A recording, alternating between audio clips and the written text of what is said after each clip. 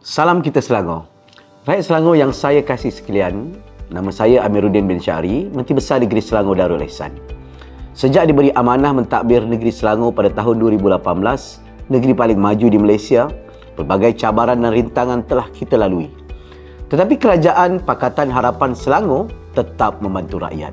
Misalnya, apabila kita menghadapi pandemik COVID-19, kita memberikan 177,000 saringan percuma dan 500,000 dos vaksin secara percuma. Baru-baru ini, 2,000 jemaah haji telah diberikan suntikan vaksin pneumokokal secara percuma. Kerajaan Pakatan Harapan Selangor mencerminkan tekad melindungi kesihatan rakyat Selangor dengan Selangor Saring yang mengesan penyakit seperti jantung, kencing manis, darah tinggi, buah pinggang dan kanser. 26,541 warga telah melalui saringan kesihatan supaya sebarang penyakit dapat dikesan dari awal. Malah, lebih 92,000 keluarga diberikan RM500 setahun untuk rawatan khas dan khairat kematian sebanyak RM1,000 dalam iltizam Selangor Sihat.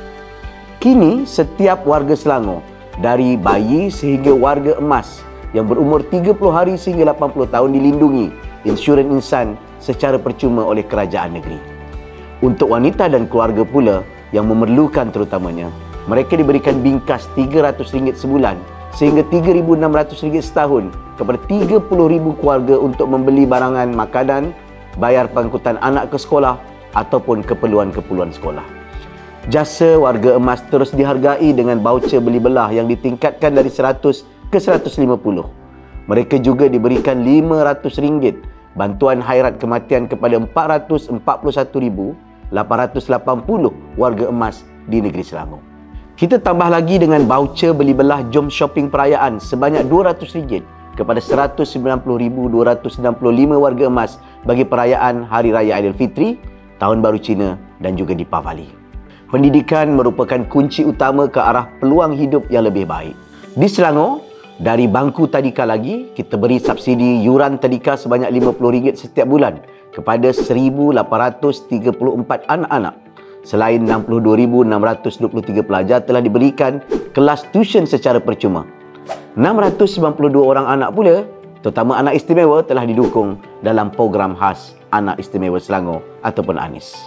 Sementara itu, kita turut memberikan perkhidmatan kaunseling bagi kesihatan mental yang ditawarkan secara percuma kepada 59,488 warga Selangor melalui aplikasi Selangkah. Sebanyak 747 sekolah telah diberikan peruntukan untuk membaik pulih keperluan asas dan kemudiannya apabila pelajar itu masuk di peringkat universiti, kerajaan negeri turut membantu RM1,000 dan hasilnya 3,128 orang mahasiswa untuk bantuan yuran asas universiti ataupun BAYU pada tahun 2023. Sementara graduan menanti peluang pekerjaan pula. 9,500 orang penunggang e-hailing Grab, Foodpanda, Lalamove dan lain-lain telah dibantu RM500 secara tunai untuk subsidi lesen serta RM50 caruman KWSP menerusi inisiatif Roda Darul Ihsan ataupun RIDE. Pelbagai peluang tumpuan pekerjaan bergaji tinggi turut diperkenalkan. Kita ada Selangor Kerjaya yang menolong atau membantu 4,925 anak muda mendapatkan pekerjaan. Kerajaan negeri mengadakan kolaborasi dengan syarikat teknologi seperti Apple dan Siemens melalui STDC yang menumpu kepada 765 orang pelajar setakat ini.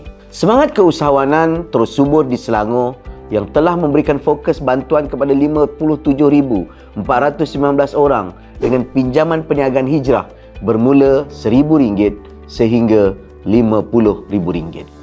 Kemudian, apabila mereka sudah mendirikan rumah tangga, kita tawarkan rumah Selangorku pada harga mampu milik setinggi RM250 ke bawah seunit dengan keluasan 1,000 kaki persegi. 33,071 orang telah diserahkan kunci kepada pemilik rumah kali pertama. Kerajaan negeri telah meluluskan pembinaan 221,671 unit rumah mampu milik untuk warga Selangor yang sedang dalam proses pembinaan. Jika belum mampu, kita tawarkan pula rumah sewa selama antara 2 hingga 5 tahun dalam skim Smart Sewa yang telah membantu lebih 800 keluarga. Bagi golongan yang memerlukan bantuan air percuma diteruskan dengan memberi manfaat kepada 1.2 juta warga negeri Selangor. Untuk mengurangkan impak kenaikan kos sara hidup, kerajaan negeri telah menjual barang keperluan asas seperti ayam, telur, beras dan minyak masak dengan subsidi lebih 2,100 lokasi yang telah memanfaatkan 1 juta warga negeri Selangor. Ini tekad dan komitmen Pakatan Harapan di negeri Selangor.